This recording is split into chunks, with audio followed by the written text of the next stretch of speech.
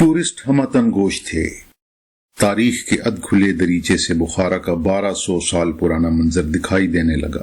چشم تصور نے دیکھا کہ 16 سال کا یتیم نوجوان اپنی والدہ محترمہ اور بھائی کے ساتھ حج کے سفر پر روانہ ہوتا ہے۔ علم کی پیاس اس قدر تھی کہ والدہ کی اجازت سے حج کے بعد مکہ مکرمہ ہی میں قیام کا ارادہ کر لیا۔ مکہ مکرمہ اور مدینہ منورہ کے بہت بڑے اساتذہ کی صحبت اختیار کی۔ حدیث رسول پاک صلی اللہ علیہ وسلم کے لیے دل میں بے پناہ محبت تھی۔ نوجوان کی یہ محبت رنگ لائی۔ ایک رات خواب میں دیکھا کہ نبی صلی اللہ علیہ وسلم آرام فرما رہے ہیں اور آپ ان کے سرہانے کھڑے ہو کر پنکھا جھل رہے ہیں اور مکھی اور دوسرے موذی جانوروں کو آپ سے دور کر رہے ہیں۔ تعبیر پوچھی تو بتایا گیا کہ آپ رسول کریم صلی اللہ علیہ وسلم کی احادیث پاک کی عظیم خدمت انجام دیں گے، اور جھوٹے لوگوں نے جو احادیث خود گھڑ لی ہیں آپ صحیح احادیث کو ان سے چھانٹ کر علیحدہ کر دیں گے۔ نوجوان کے دل میں یہ بات بیٹھ گئی۔ پھر تاریخ کے اوراق میں حدیث کی وہ شہرۂ آفاق کتاب ہمیشہ کے لیے محفوظ ہو گئی، جسے ہم صحیح بخاری کے نام سے جانتے ہیں، اور جسے قرآن پاک کے بعد صحیح ترین کتاب ہونے کا لقب ملا۔ احادیث کا یہ لافانی مجموعہ مرتب کرنے والے ابو عبداللہ محمد بن اسماعیل تھے، جنہیں ہم امام بخاری رحمت اللہ علیہ کہتے ہیں۔ ہم امام بخاری کی قبر پر کھڑے تھے۔ گائیڈ ہمیں پشکو امام بخاری کمپلیکس کے بارے میں بتا رہا تھا، جو تقریباً 200 کنال رقبے پر پھیلا ہوا ہے اور سمرقند سے تقریباً 25 کلومیٹر باہر خرتنگ نامی گاؤں میں واقع ہے۔ حکومت ازبکستان نے اس کمپلیکس کی تعمیر نو اور آرائش پر خصوصی توجہ دی ہے۔ زندہ قومیں اپنی تاریخی ورثہ کی ایسے ہی حفاظت کرتی ہیں۔ ازبکستان کی سیاحت امام بخاری کی قبر پر حاضری کے بغیر نامکمل ہے۔ میری آنکھیں نم تھیں۔ میں نے دیکھا میرے ساتھی بھی چپکے اپنی آنکھیں پونچھ رہے تھے۔ میں سوچ رہا تھا میرے آقا، میرے پیارے نبی سے محبت کرنے والے بھی امر ہو جاتے ہیں۔ یہی وہ ہستیاں ہیں جن کی بے لوث محنت، مشقت اور علمی کاوشوں سے دین کی نعمت ہم تک منتقل ہوئی۔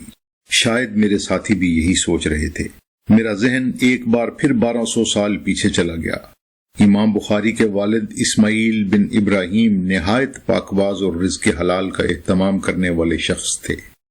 وہ بھی ایک عظیم محدث تھے۔ ان کے ایک شاگرد کہتے ہیں کہ میں امام بخاری کے والد کی وفات کے وقت حاضر تھا۔ اس وقت آپ نے فرمایا کہ میں اپنے کمائے ہوئے مال میں سے 1 درہم بھی مشتبہ چھوڑ کر نہیں جا رہا ہوں۔ بیٹا بھی ایسا ہی بانصیب۔ یہ فخر کم ہی لوگوں کو حاصل ہوا ہے کہ باپ بھی محدث ہو اور بیٹا بھی محدث، بلکہ سید المحدثین۔ امام بخاری کے والد ماجد ان کے بچپن ہی میں فوت ہو گئے تھے۔ کہتے ہیں کہ بچپن ہی میں امام بخاری کی بینائی جاتی رہی۔ والدہ ماجدہ جو پہلے ہی بیوگی کے صدمے سے دوچار تھیں، اس سانحے سے اور غمگین ہو گئیں۔ وہ دن رات روتیں اور دعا کرتیں۔ ایک رات عشاء کے بعد روتے اور دعا کرتے ہوئے انہیں مصلی پر نیند آ گئی۔ خواب میں حضرت ابراہیم علیہ السلام تشریف لائے اور انہیں بشارت دی کہ تمہارے رونے اور دعا کرنے سے اللہ نے تمہارے بچے کی بینائی ٹھیک کر دی ہے۔ صبح ہوئی تو امام بخاری کی بینائی واپس آ چکی تھی۔ آپ کے ہم عصر حاشد بن اسماعیل کہتے ہیں کہ امام بخاری بصرہ میں 15 دن ہمارے ساتھ درس میں بیٹھتے رہے اور کچھ نہ لکھتے۔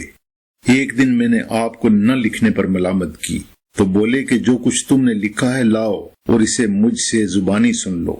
امام بخاری اس دوران میں 15,000 سے زیادہ احادیث یاد کر چکے تھے، جن کو انہوں نے اس درستگی کے ساتھ سنایا کہ دوسروں نے بھی بہت سے مقامات پر اپنی تصحیح کی۔ کہتے ہیں انہیں 70,000 سے زیادہ احادیث مکمل حوالوں اور روایات کے ساتھ یاد تھیں۔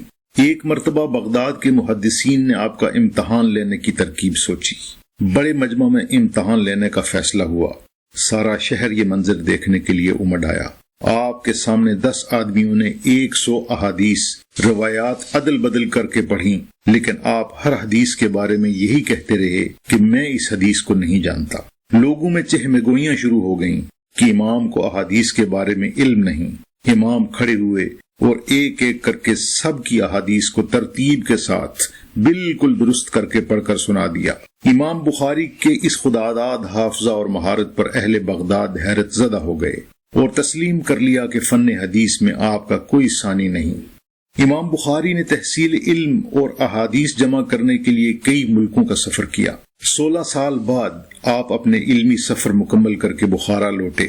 ایک مرتبہ حاکم بخارا نے آپ سے درخواست کی کہ آپ دربار شاہی میں تشریف لا کر مجھے اور میرے شہزادوں کو صحیح بخاری اور تاریخ کا درس دیا کریں۔ آپ نے کہلا بھیجا کہ میں دربار میں جا کر خوش آمدیوں کی فہرست میں اضافہ نہیں کرنا چاہتا۔ حاکم نے دوبارہ کہلوایا کہ پھر شہزادوں کے لیے کوئی وقت مخصوص کر دیں۔ آپ نے جواب دیا کہ میراث نبوت میں کسی امیر غریب کا فرق نہیں۔ اس پر حاکم بخارا آپ کی مخالفت پر اتر آیا اور امن و امان کے بہانے امام کو بخارا سے نکل جانے کا حکم دیا۔ آپ رنجیدہ ہو کر سمرقند چلے آئے۔ 1 ماہ بھی نہیں گزرا تھا کہ حاکم بخارا کے خلاف بغاوت ہوئی۔ اسے گدھے پر پھرایا گیا اور قید میں ڈال دیا گیا۔ اس کے ساتھی بھی نہایت ذلیل و رسوا ہوئے۔ امام بخاری نے اپنے زندگی کے آخری ایام سمرقند کے نواحی گاؤں خرتنگ میں بسر کیے۔ آپ کی وفات 62 سال کی عمر میں عید الفطر کے دن خرتنگ میں ہوئی۔ اس طرح بخارا کا آفتاب سمرقند کی زمین میں اتر گیا۔ جب آپ کا جسد خاکی قبر میں رکھا گیا تو قبر سے مشک کی طرح خوشبو پھوٹی۔ جاوید چودھری صاحب داستان مکمل کر چکے تھے۔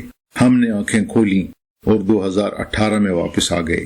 ہم سب نے امام بخاری کی قبر پر فاتحہ خوانی کی اور واپس روانہ ہو گئے، لیکن ہم اپنے دل خرتنگ میں چھوڑ آئے تھے۔